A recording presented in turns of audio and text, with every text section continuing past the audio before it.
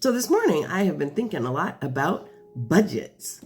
And I know budgets aren't usually that sexy of a topic, but I will tell you in all honesty, nothing gets me tingly all the way to my toes like my budget.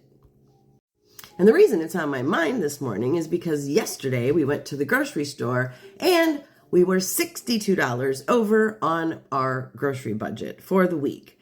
And not because we misbudgeted or anything. I allocated the same amount of money as I do every single week, but that is how much groceries have gone up in a week. And at first I thought I could pull up the numbers and just show you my 4 years of budgeting history and how high the groceries have gotten, but everybody already knows that grocery prices are up. So that just seemed pointless.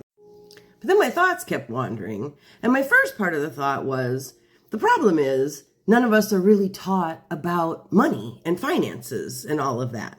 And of course, then we have all this internal stuff that goes on when the subject of money comes up. Because if you're poor or middle class, you grow up being taught to never talk about money, whereas rich people talk about money all the time. And even when I first started learning how to budget and use this budgeting software to really get into my money, all sorts of stuff came up for me and bubbled up. And then it took me a while to get my partner on board and make sure that he was following the budget, because he would just spend and spend and spend and not really care about the budget.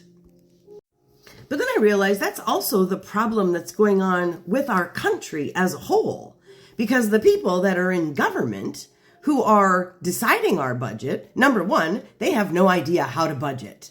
Not really how to budget. They don't know how to run a business, most of them, and how you budget in business. Instead, our government is budgeted, and maybe you know this, maybe you don't. When I first learned about it, it was kind of shocking, but our government budgets with the sort of spend it all or lose it all system. It actually incentivizes each department to spend all of their money, or they won't get more next time. And so that idea and that way of thinking has led to all of the outrageous spending that we see in the government. $8,000 for a hammer and $2,000 for a toilet seat and that kind of stuff. Our entire current system is rooted in patriarchy and control. Think about it. All of the departments have to fight for resources. So there's this competitive mindset, and then there's also the punitive structure to it. If you don't spend your money, your budget will be cut. It's all fear-based incentivism, so there is no encouragement for efficiency. It's just all about the use it or lose it mentality, which just reflects distrust and scarcity. And of course, the short-termism of it all. Because the political cycles, they just discourage any sort of long-term planning. And all of that would be better approached, better served if women were in charge. As long as the women don't allow their internalized misogyny to lead the way. But if they were truly leading from matriarchal values in it all, we would shift from that sort of competition to a collaborative mindset. And so I'm thinking that maybe it's a good thing that the men are just in there with their sledgehammers, smashing down everything that they possibly can, so that the next time we have an election, it's really time for the women to take over. It's time for women to run in every election and take over the government and take over how we budget. That would be how we can quickly get rid of all the waste, fraud, and abuse that is currently happening within the government, because it's all how the system is set up. It's set up to be wasteful.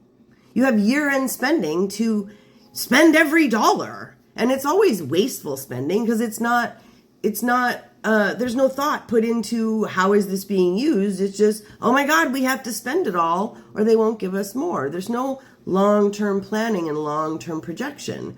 Whereas when I do my budget, if when I budget, I have set amounts for everything that is a set amount, like my rent or my bills that are always the same every single month. But then the other bills that fluctuate, like groceries, I allocate a specific dollar amount and we're usually under. I do the same thing for gas, just $20 a week into the gas fund. And then when we fill up the car with gas, there's usually leftover money. Then I can take that leftover money and I can put it into a fund for vacation or something fun to incentivize the future. It's a long-term planning thing, whether it be for a vacation or for something that we want to buy. And I think just women do things different.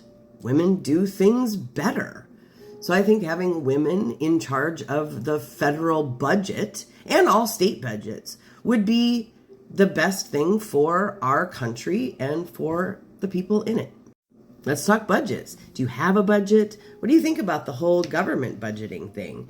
Are you in charge of yours? Are you that good with money, or has the world convinced you that you're not?